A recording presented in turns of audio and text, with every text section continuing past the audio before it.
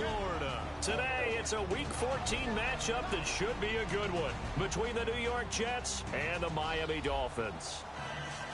Hi, everyone. Brandon Gaudin, Charles Davis. Charles, you look at the Dolphins as they enter play in this one. Lost 3 straight here, and it goes without saying, I guess, they could certainly use a win. And how do they get a win? Because they've lost 3 straight, I think it's paramount that they get a fast, clean start to this game. Meanwhile, for the visiting Jets, they're hitting their stride of late. Winners of 3 of their last 4. So here come the Dolphins now as they get set to take over on offense. They're led out by their strong-arm quarterback out of Texas A&M. It's Ryan Tannehill. I think one of the things I like about Ryan Tannehill's game is that he understands what his receivers are looking for downfield. He played that position at Texas A&M before becoming the starting quarterback. So a lot of times when he's in the pocket looking downfield, he's actually running the routes with the receivers as he remembers them. And the offense on the field for the first time today, and they were high-powered a week ago. And they're beginning to believe that they've established a groove. They expect those type of performances each and every week. And some changes here as the D-line separates some. 45 before he's brought down. Coaches always harp on the quarterback reading the defense and getting it to the open man. That's good recognition there. And how about what he did after the catch? Yeah, hit your tight end, let him get some rack. Yeah, when he gets moving, not many guys want to come over and put a hit on him, do they? It's a 9-yard pickup on the play, and it'll be second and about a yard to go for the first. Seeing that play and understanding just how tough it is to cover tight ends, especially the ones running around the NFL nowadays, makes me glad I didn't make it in that league. I would have a really difficult time. But now you get to sit up here with me. Yeah, and that's fun, isn't it? And put a really nice game right there on first down for them. Brings up a nice second down for them. And a look now at how the Jets line up defensively. Sheldon Richardson's talent is absolutely immense. And when he plays on the defensive line, it's a difficult task to block him.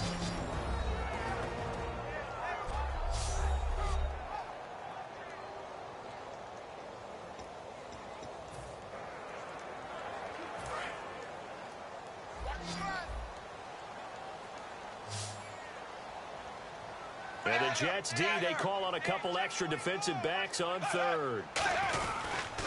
On the ground, it's West again. And he maybe makes it back to the line of scrimmage. That's it.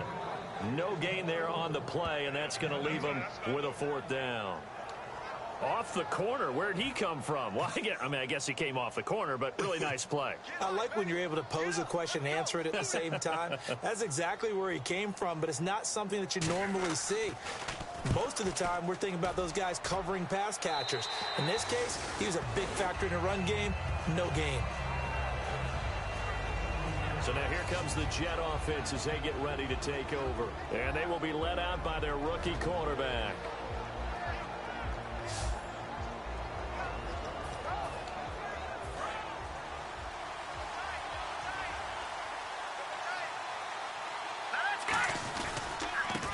And he'll give it here to his running back. And he is swallowed up right at the line of scrimmage. It's a loss of a yard there, and now second down. Anthony Barr got a real education at UCLA in playing not just his normal position of stand-up outside linebacker, but down defensive end. So he had to incorporate a variety of moves, take on bigger people. So he learned great leverage while he was there. That really helps him when he's trying to stop people running the ball. Born in South Bend, Indiana. Thought about going back to go to Notre Dame, but you're right. Great career at UCLA and now a great career in the NFL. Third and 11. And some extra depth in the secondary here. They're in the dime. Now back to throw. Going down the middle, and it's complete. That one goes for 24 yards. And now a first down following that long gain. Now a shotgun snap as they'll look to throw. He rifles one that's intercepted. A great read, and it's picked off. And his crew will take over at their own 45-yard line.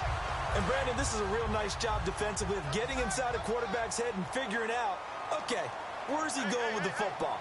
Because you can make an educated guess defensively, not all the time, but sometimes. And when you're right, you've got a decent chance of coming away with the football. It's a short one here, complete to his tight end. 5 yards on the catch there, brings up second down.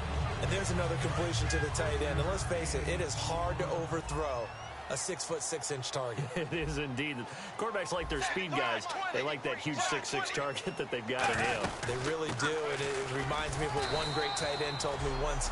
He told his quarterback, just make sure you throw it up there. You know, kind of like put up on the top shelf where the kids can't get it.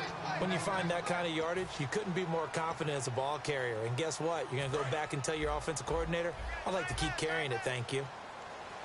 The Jets will bring in a nickel set as they try to stop this third down. Blue 10. I ain't using mine.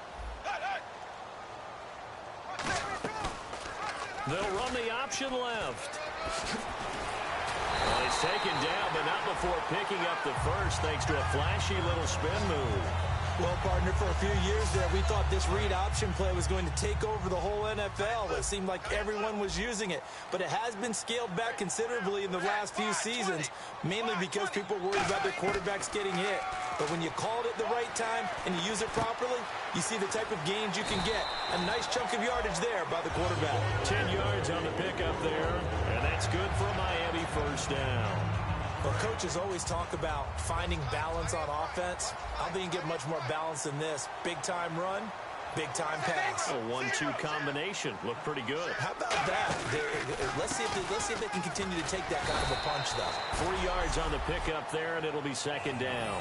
Some of the most unselfish players on any football team, defensive tackle. Allow other people to make tackles. But when he can make a play himself, as we just saw there, that's a big day. Forward here for a good little gain. A bunch of Jets, their whole gang of them flying to the football to make the stop. And here comes play number 6 on this drive. Frustrating for a defense, energizing for an offense. Finding a way to create that type of yardage in your running game, got to make the guys carrying the ball very, very happy.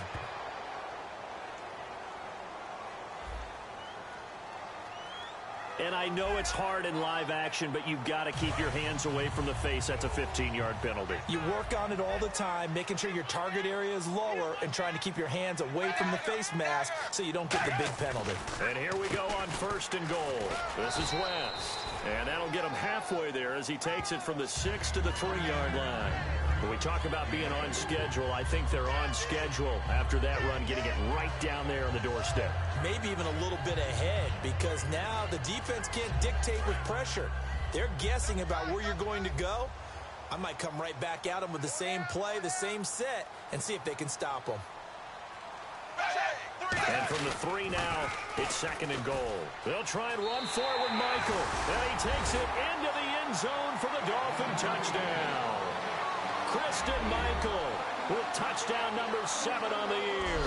And the Dolphins are going to take a first-quarter lead. I know we don't talk about it enough, but the intelligence level of the guys up front blocking, the offensive linemen, maybe the smartest guys in football overall. Add in a little bit of athleticism and a whole lot of toughness, you've got a lot to deal with, don't you? That's why the guys in the backfield get them really nice Christmas gifts, right? If they're smart, they do. Here's Connor Barth for the point after.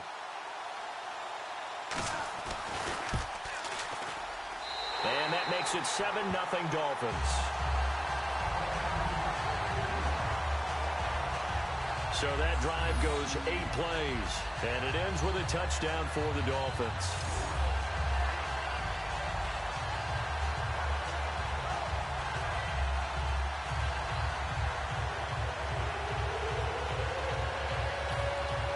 The kickoff team on the field now as they will send this one away.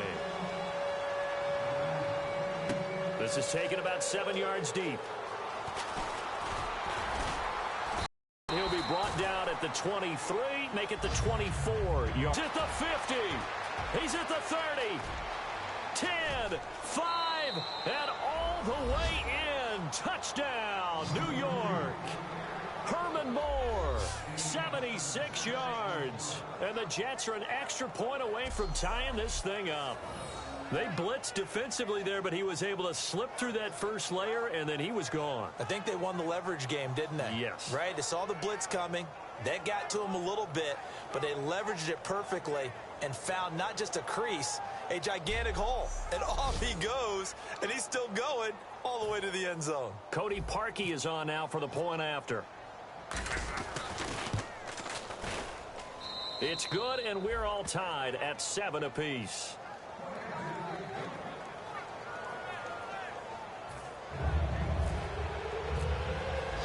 So a tie ball game here as the kick's away.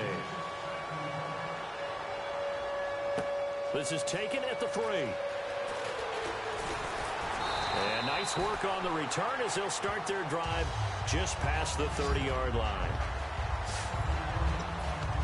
The Dolphins offense now working their way back onto the field. And they will simply, Charles, be looking to duplicate what they did last drive when they were able to push it in for 6. And they hope it'll be that easy, right? To be able to take exactly what happened before, replicate it. They may have to make a few additional changes along the way because I'm sure the defense will make some adjustments, but they've got to have great confidence having scored the last time out.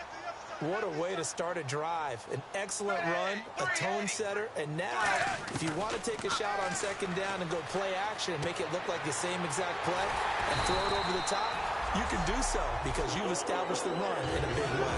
12 yards there as they move the chains. First down and 10 now for the offensive group.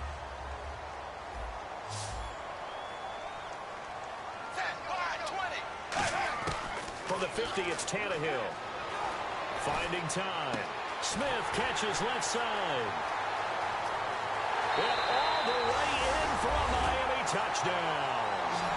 Torrey Smith, his 5th touchdown now on the year. And the Dolphins have taken the lead. And on that one, able to catch it, also able to have the wherewithal to take it in for the score. And how about the phases of a successful catch and a completion of a play? Look the ball in, secure the catch, and then, of course, the run after the catch that ends up in the end zone. That's fielded in the end zone. And he'll take it back to about the 19-yard line.